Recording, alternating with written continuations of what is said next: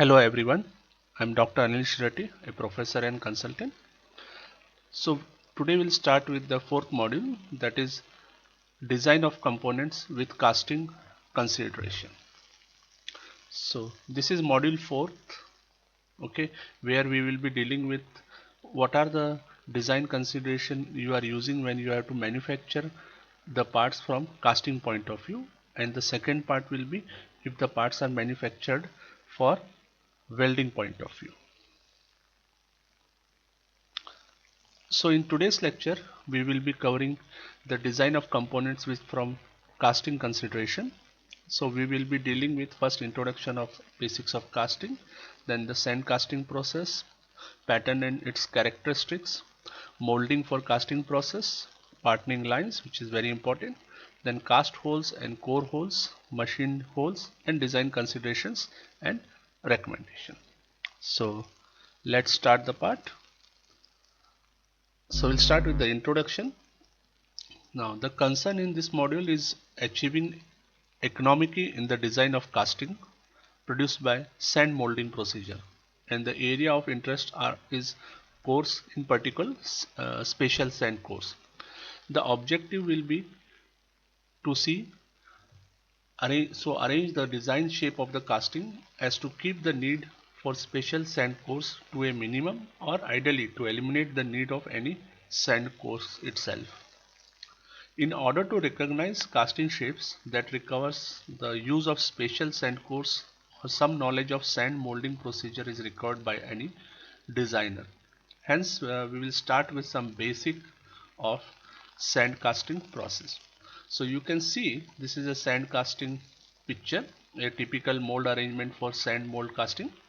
So whatever you are seeing with a blue line, that is the cavity in which molten metal is poured, and as this part is having a hole in between, so you can see there is a core, okay, and then there is a riser and pouring cup and the down spur, everything. So this part is divided into two parts, so that is the top mold part and the down mold part, okay. So in general, sand casting is defined as pouring of molten metal into a sand mold. Mold are generally provided with a cavity of the shape to be made and allowing them to solidify inside the mold. Various patterns are used to create the cavity in the molds, wherein pattern can be said as the replica of the final object to be made with some modification. Now depending upon the production qualities, different patterns materials, namely wood, aluminium, ferrous metals, can be used. Now these materials are used to be low, moderate and high production quantities respectively. Now holes and internal cavities in the castings are produced by placing an accurate strong component called as cores. Okay. After the refractory has compacted or chemically hardened, the mold is opened at the partnering lines and the pattern is removed. The two halves of the molds are placed together by using a pin called a dowel pin. Now this is a just an flow chart of how we are doing the sand casting process. So you can see we prepare the mold, so there comes the pattern making, core making, gating system, and then we completely assemble the mold, putting the sand and other things, okay. And then we will at one corner we will melt the metals. Now the metals can be aluminium, copper, bronze, carbon steel, etc. And then we will pour this molten metal into the mold and we will allow it to solidify. Once it is solidified, it becomes a complete casting. Then we will shake and remove the risers and gates, either they can be machined or directly hammered out. Then a few more cleaning operation are done, and then the final inspection is done, and after that again it can be machined or any other grinding process, whatever the next manufacturing process is that is carried out. Now you can see this is a typical characteristic of a sand casting part. Complex castings can be produced by use of sand molds. For example, integrated shapes, undercuts, complex counters. Both internal and external can be made in the above method, which is generally difficult to machine for achieving the shapes itself. down. Now the metals those can be melted can be used for casting in this method. Okay. Further, casting of any size and weight even as high as 200 tons can be made. So you can see in this right figure, this is a Sheffield Forge Master International Company which has delivered the casting that weighs in excess of 320 tons each. So that they delivered this one for 11 components. Each one is weighing more than 320 tons, making it some of the largest individual casting manufacturer in the world.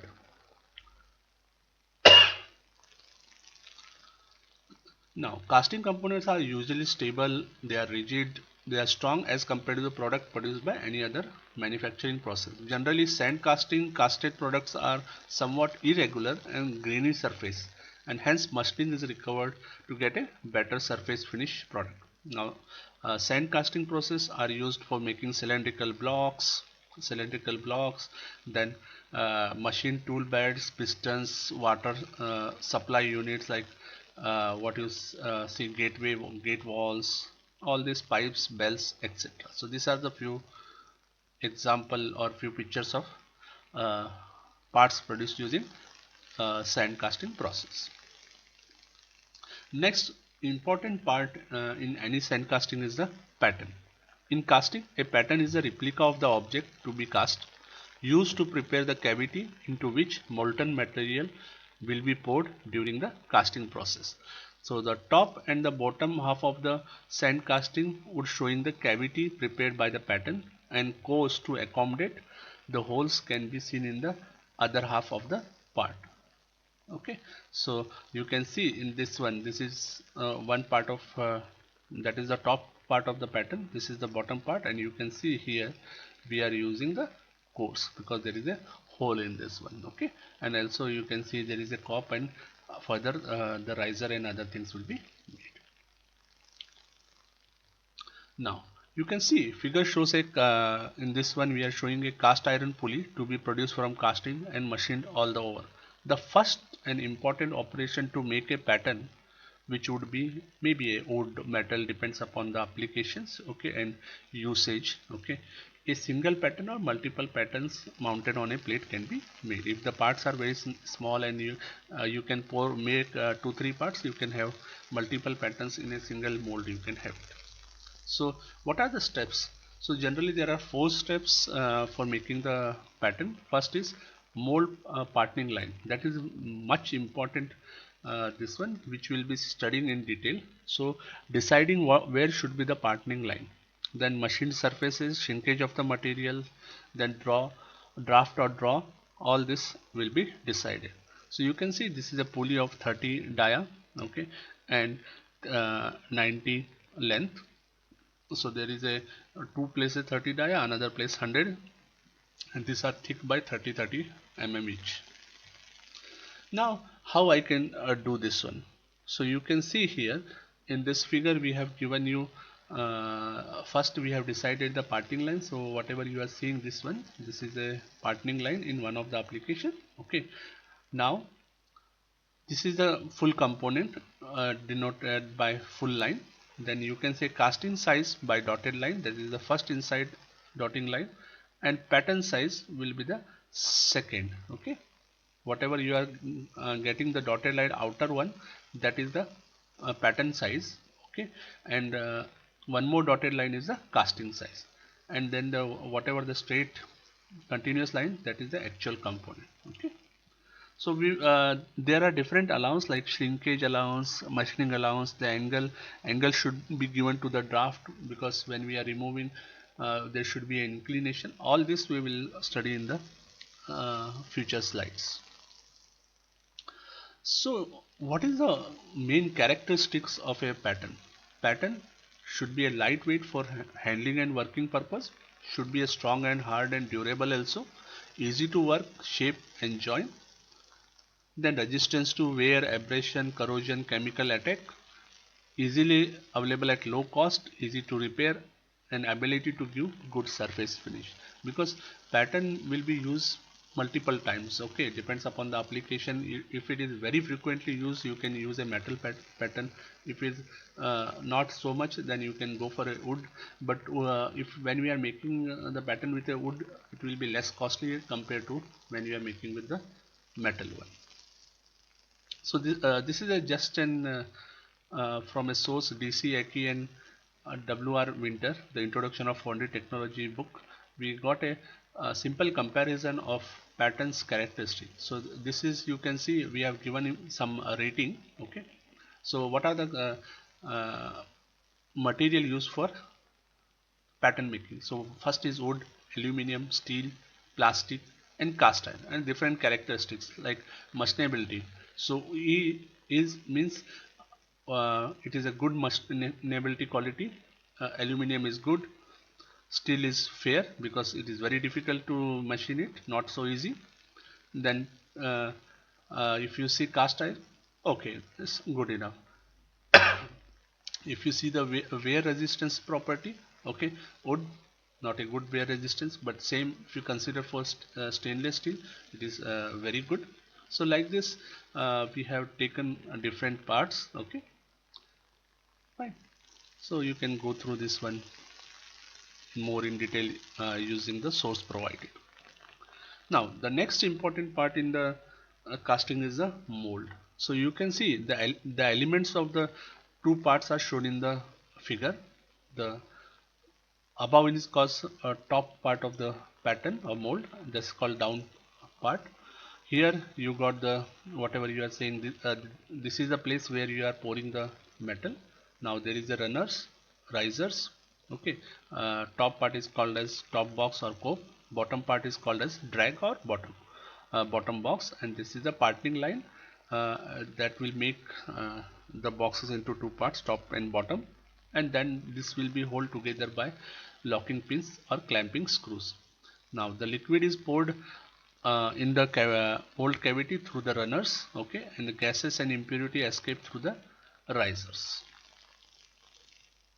Now the draft on the pattern vertical slides permits the lifting of the top box and then lifting out the pattern without rubbing and disturbing the mold. So you can see here whatever small inclination is given, that is nothing but the draft given.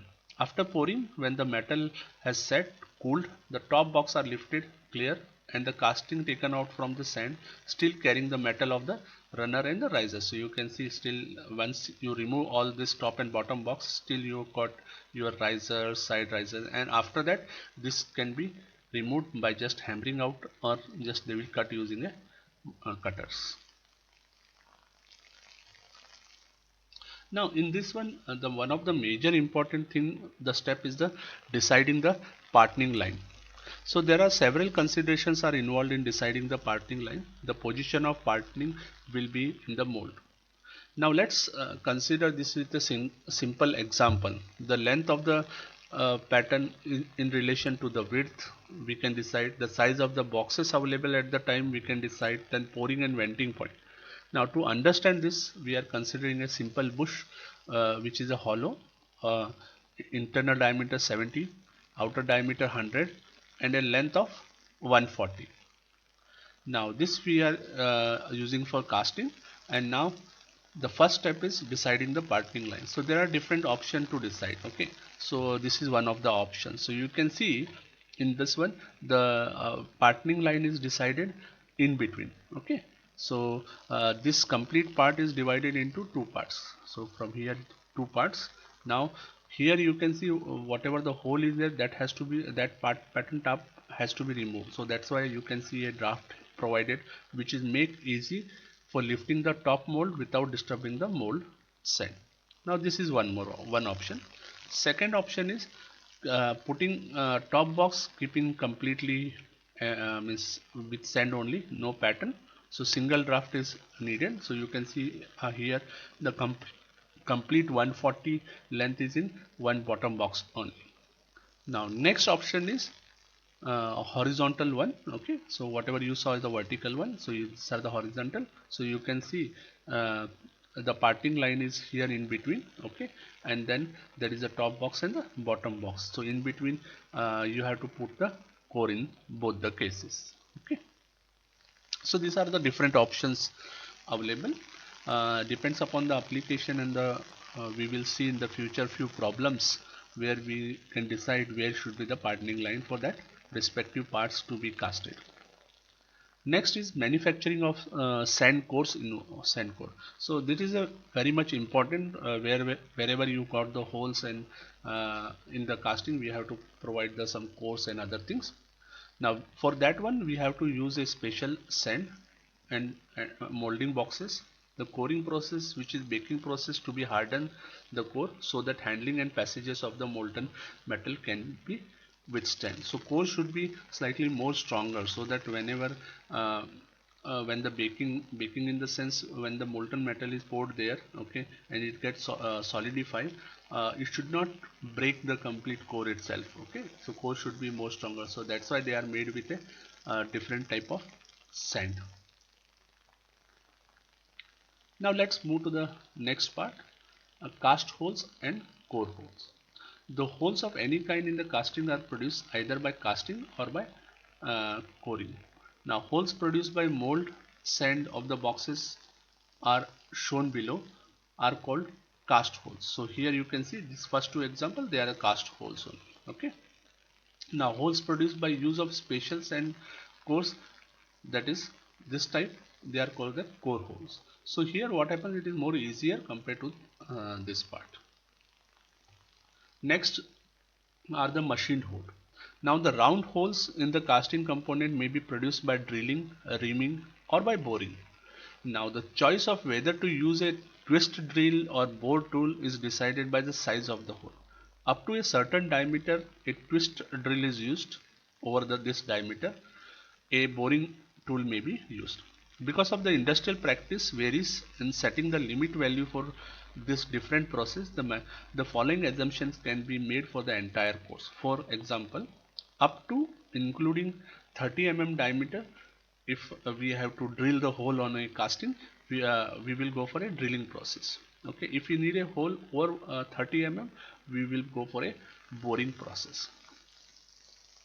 Now these are the different, just to brush up what are the different. So you can see this is a drilling operation. Okay, this is the counter boring operation, this is a spot facing, this is the reaming operation, center drilling, taper drilling, and the step drilling, and the deep hole drill, tapping.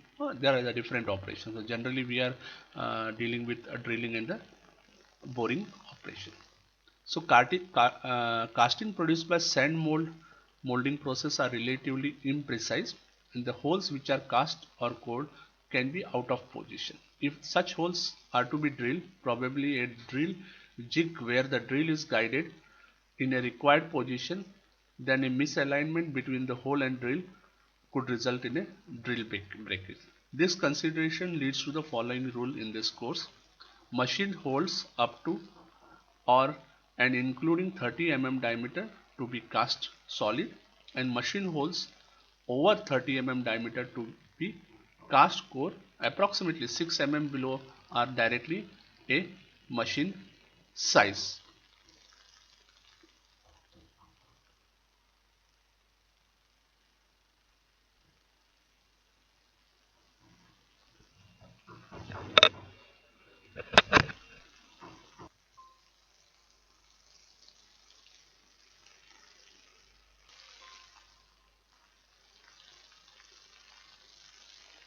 So this is the machining allowance. Okay, depends upon the type of metal and alloys you are using. So you can see if there is a cast iron of size more than 1000 mm, we are giving a machining allowance of around 10 mm. If it's a medium size, that is less than 150 mm, we are giving a machining allowance of 3 mm. For similarly for cast steels, it is 12 mm and 4.3 mm if it is more than 1000 mm size casting, or 150 mm size casting respectively. For non-ferrous material, if the casting size is more than 1000 mm, we are giving a machining allowance of 5 mm, but if it is less than 150 mm, we are giving a machining allowance of 1.5 millimeter only. Now this is the last part where we are dealing with design consideration and recommendation. Now the following are the different an important recommendation to be considered while designing the sand casting product. First is the shrinkage. So what is shrinkage? As the molten metal cools and solidifies in the mold, the natural shrinkage occurs. The dimension of the casted product get reduced as compared to the mold cavity. The amount of shrinkage depends upon the type of metal. Now, in order to compensate this shrinkage allowance for outer dimension, the size of the pattern is made oversize. Okay, and for inner dimension like holes, the pattern is made undersize. Now, table 1 shows the shrinkage allowance given for in general for different metals. So for gray cast iron, it is allowance is given around 0.83 to 1.3%. Similarly, for aluminium, it is around 1.3%. For yellow brass, it is 1.3 to 1.6%. But for aluminium, bronze, and magnesium, it is around 2.1%. Now, another is the parting line. The parting line is a continuous line which around a part that separates the two halves of the mold. Now, straight parting line is more economical than the stepped parting line. So you can see this is the more part we have to manufacture. So you can see here where is the parting line. So parting line goes here, takes a steps, goes okay, again going up all this again straight, and then you can see this part. So which is not recommended. So always better go for a straight line, parting line, so which will be more better when you are assembling both the top and bottom boxes. Next, the draft. For easy removal of pattern from the mold sand, some degree of taper or a draft are provided. With the provision of little or no draft, there are chances that the pattern may be damage the mold rather than the slipping out very smoothly. Various factors responsible for selecting a proper draft are methods of molding or drawing of pattern, pattern material, surface roughness, smoothness, and the degree of precision. Now, what are the different draft use? So you can see a simple pattern is there. So if there is no draft is given, how it will damage the complete cavity itself. So you can see if a small draft is given or taper is given, so it can be removed very easily. Now this table will give the draft allowance for different patterns made of either wood or aluminium or ferrous. Okay, so they have given for if you are the hand ramming method, we have to give 5 degree. Okay, if it is automatic, it is 2%. If it is a cold core, it is 3% and etc. The next is the placement of riser. So risers are generally attached to the heaviest section. Heaviest section are closer to the riser and the thinnest section are farthest or far away from the riser due to faster solidification in the thinner section. This will minimizes the chance of getting voids. So you can see here risers I am keeping it here. What happens as this part will get first solidified and the metal will not flow only. Okay, so here you can see this will take more time to solidify. Therefore risers are placed at the section where it is more heavier part. Okay, so now what about the ribs and webs? Okay, in case of a heavier ribs intersect with the casting wall and can be cause for hot spot shrinkage. Okay, now the number of intersecting ribs should be minimized to avoid hot spot shrinks. Whenever it is necessary to bring all the ribs to a single point, a core hole would help in faster solidification, thereby avoiding hot spot shrinkage. So you can see in this one wherever here it may create a problems, okay, hot spots, but you can see here it will not be possible. Now there are some more example. So you can see here it is a very poor design, reduce the number of forces to slightly improved one, and this is more improved part. Similarly it is a poor, much improved, and it is much improved rib design.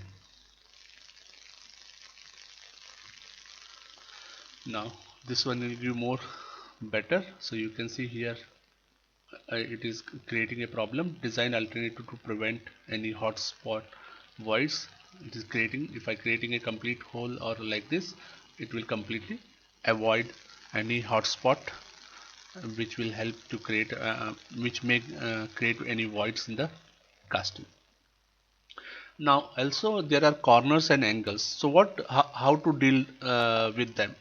So hotspots are mostly common defects in corners and angles of casting design.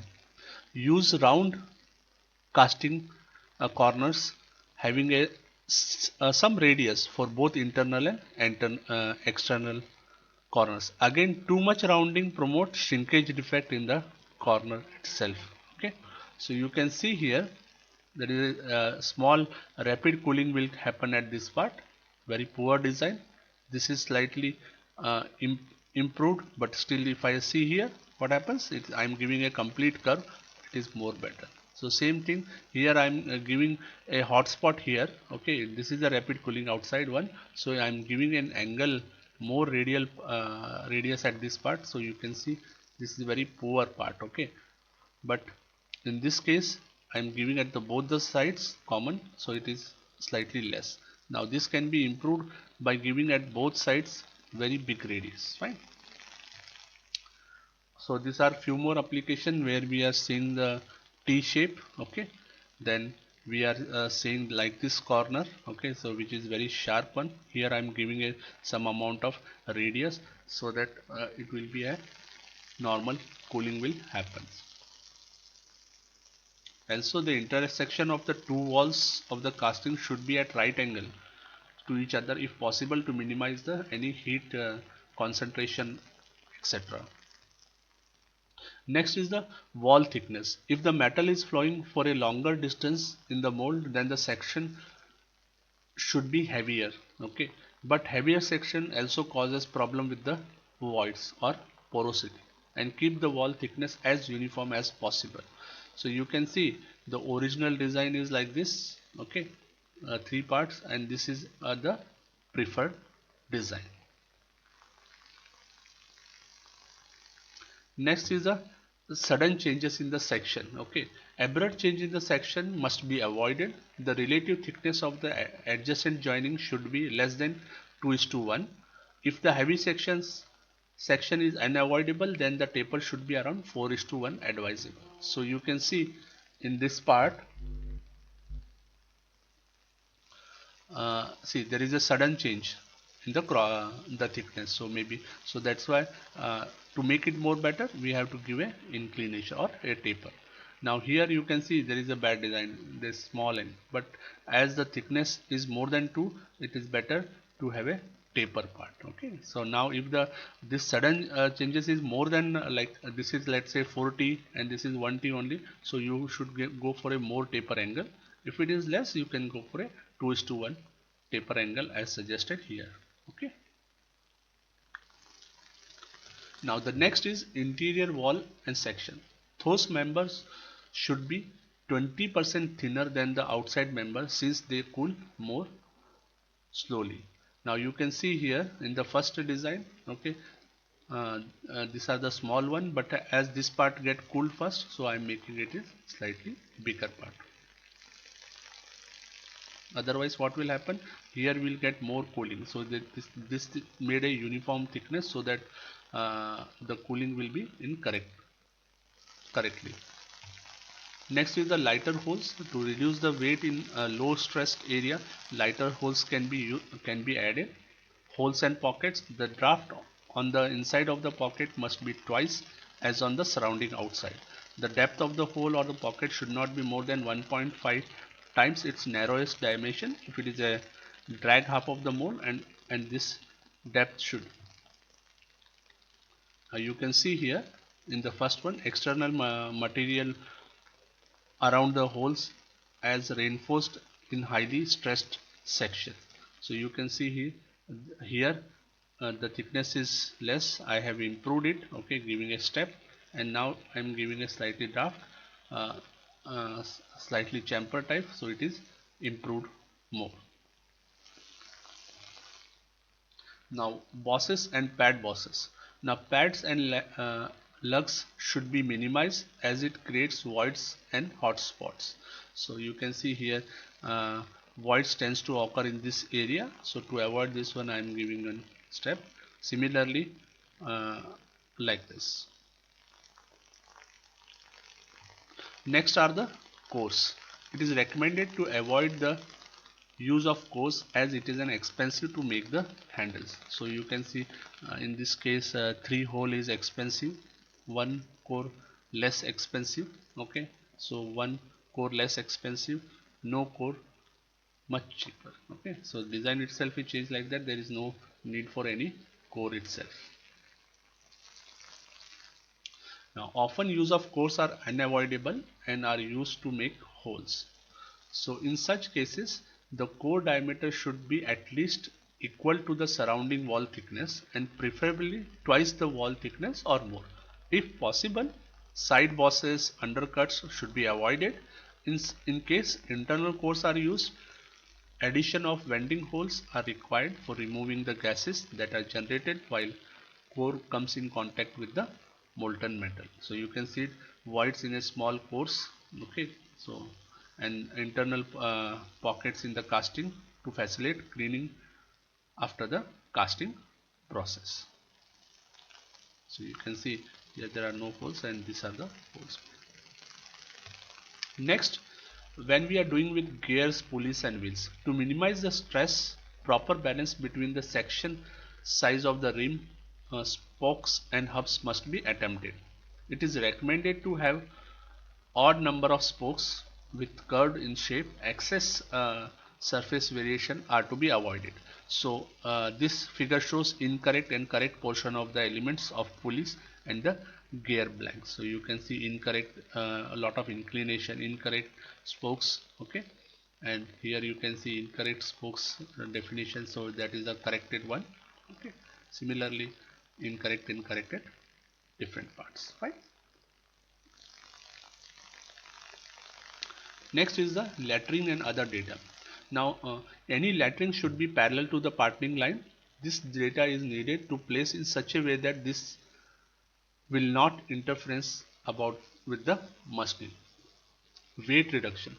Casting weight is minimized by removing the metal for low stress region and adding to high stress area by use of simple inexpensive pattern change.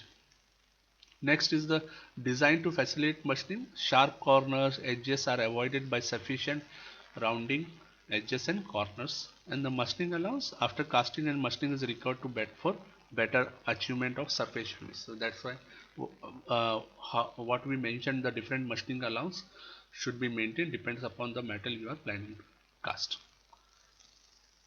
So this is the end of the today's class, where we have saw what are the design considerations we have to do when we are doing a sand casting process. So if you have any questions, you can either email me or contact me. Thank you everyone.